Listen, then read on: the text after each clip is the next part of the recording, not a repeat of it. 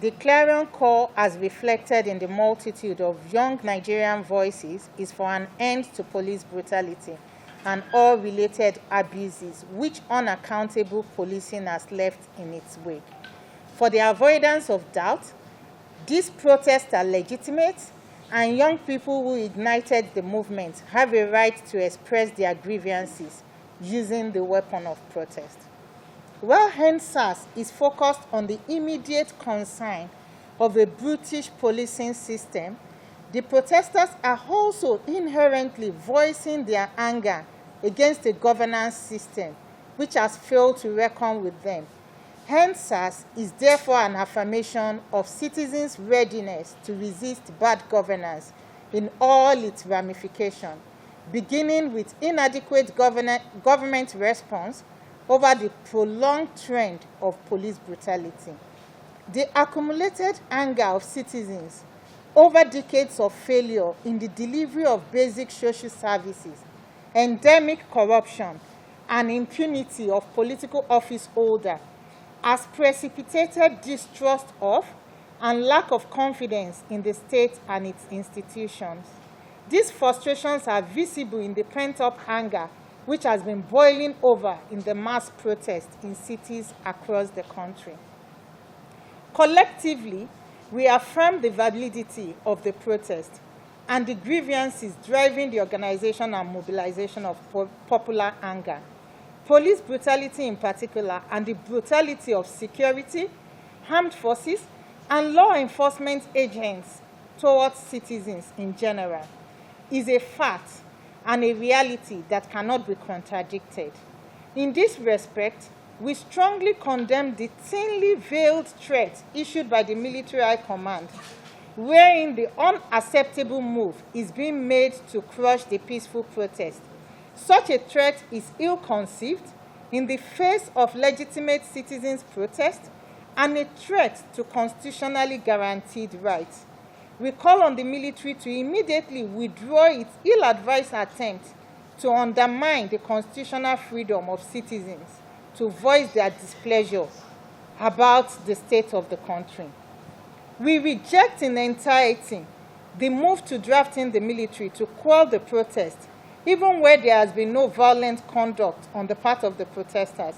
The military should remain in their barracks and at their duty posts, defending the territorial integrity of the country, and not deployed in a dangerous anti-people and anti-democratic operation to crush a people who are exercising their right to freedom of association, freedom of expression, and freedom of assembly, all enshrined in the Constitution of Nigeria. It is important we state here that the commencement of the exercise Crocodile Smile 6 is ill-timed and will exacerbate the distrust of citizens. It's also important to let the Nigerian authorities know that the entire world is watching its response to the legitimate demands of the youth. The world is watching the state-sponsored assault on the freedom of expression and association of Nigerians in the forms of illegal bans on protests by the governor, initially by the governor of Rivers State and the authorities in the Federal Capital Territory. These bans are patently unlawful and constitute an ominous prelude to what we suspect could be a harsh climb down on citizens. The ongoing protest to end police brutality and compel sorely needed reform on police and policing is thus a legitimate movement, raising legitimate concern, making legitimate demand, and as such, because the movement is exercising universally recognized and constitutionally guaranteed rights, the movement must be protected and in no way repressed.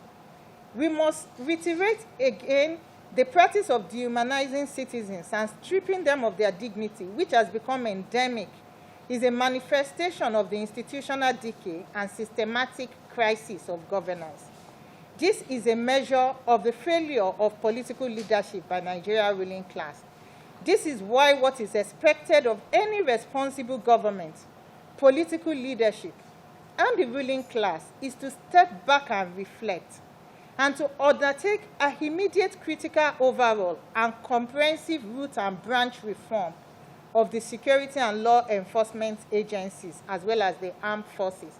So far, we can confirm that at least 13 persons have been extrajudicially killed in the course of the peaceful protest, 4 in Oyo, 2 in Edo, 1 in Ondo, 2 in Osun, or possibly 3, which we are still trying to confirm, and Lagos 4. In addition to this, there has been an attack on peaceful assembly in 8 states: Oyo, Lagos, Edo, Plateau, Anambra, FCT, Kano, and Osun. Some of these attacks were perpetrated by political talk, while the men of the law enforcement agencies looked on, or at times there were undisproportionate use of force to climb down on protesters, which is against the words and letters of the Constitution of Nigeria. Offending officers must be identified, investigated, prosecuted, and punished. That a mechanism is put in place to identify all previous and current victims of police brutality to ensure that they get justice, including compensations. 3, that all those arrested during the ongoing protests be released unconditionally. 4, that the President constitutes and summons an emergency and inaugural meeting of the Nigeria Police Council provided for under the 1999 Constitution in Section 216, and whose composition and functions were clearly stated in Part 3. So in Part 3, Section 27 and 28 of the same Constitution. 5, that the government moves beyond cosmetic approaches in responding to the yearnings of protesting citizens. Building confidence will involve moving speedily to implement key first steps, including the expeditious public trial of police officers who have been accused with evidence and are found to have perpetrated crimes, including extrajudicial killings against the Nigerian people.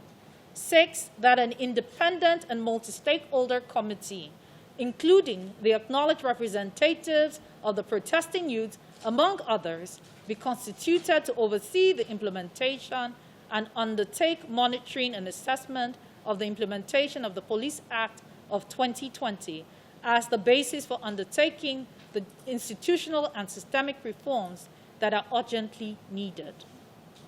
Finally, as we reject the repression of ongoing protests, we commend millions of Nigerian youths who have defied the odds to make their voices heard. This is just the beginning, as we stand with the youth of Nigeria who have taken leadership to demand accountability and a better Nigeria.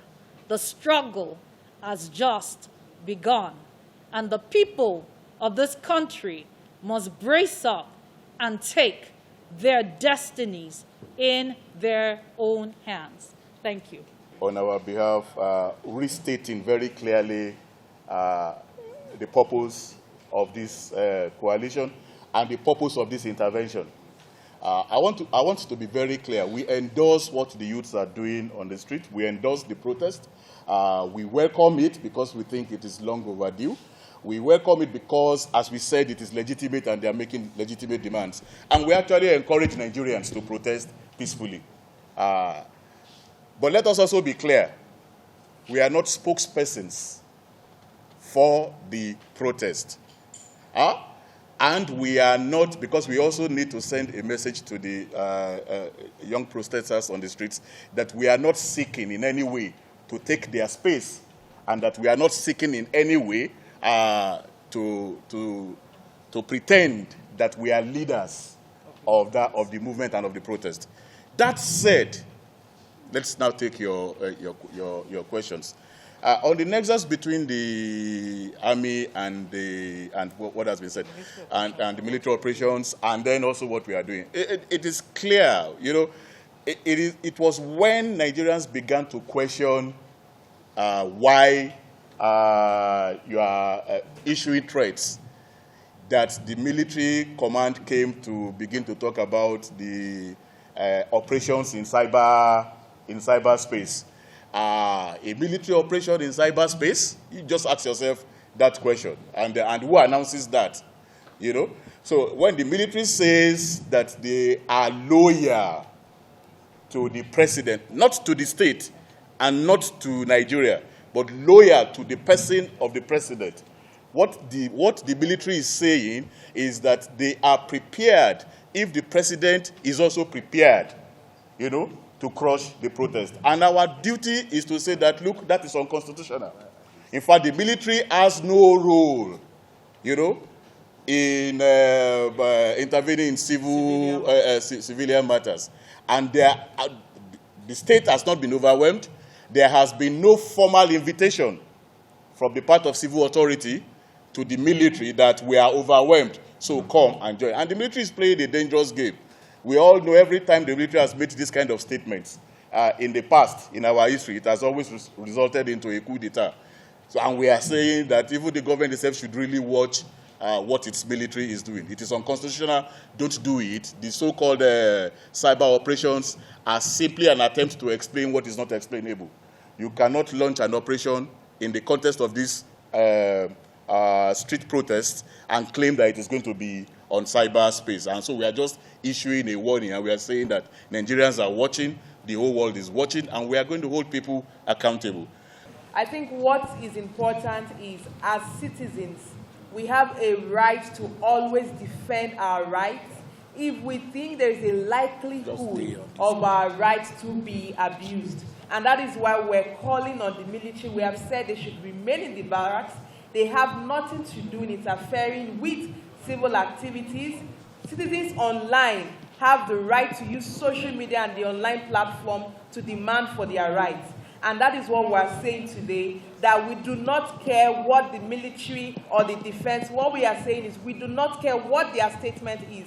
Citizens' rights must be protected, and we do not want to see an interference with the right of citizens to protest, either on the streets or on social media platforms. We want rights to be protected, and we want citizens to freely demand for accountability in their own country. Nigeria belongs to all of us. The Constitution is clear in terms of the primary responsibility of the government. And Section 39 of the Constitution is also clear that civilians have the right to freedom of expression. So the government must play its primary responsibility, which is the security and the welfare of the people. So as protesters go out, the military and the government must protect them and not attack them. We also want to express, concern that this time around, we are seeing a very dangerous trend. When people are peacefully demonstrating and expressing their concern over the bad governance, the corruption in Nigeria, some people are hired to come and disrupt, vandalize people's property. I think this is absolutely wrong. This is the first time we are seeing this kind of thing, that this level of intolerance that we are experiencing should not be accommodated under democracy. We call on government and all those who are sponsoring those, hoodlum, or those people that are hired just to, send away those who are doing peaceful protests, demanding and expressing, concern over the bad governance, corruption, in this country. They should desist from that. Otherwise, what they are doing is actually undermining the guarantee, the constitutionally guaranteed fundamental right of Nigerians. You must disagree to agree. Yeah. You cannot come and stampede people who say that this is what we want. Okay, if you don't want what we are saying, go and organize your own, but don't come and disrupt what other people are doing. This is wrong. So we hope that those who are sponsoring these people to come and destabilize peaceful protests, they should stop that, so that they do not undermine the fundamental right of those who express their concern over the bad governance,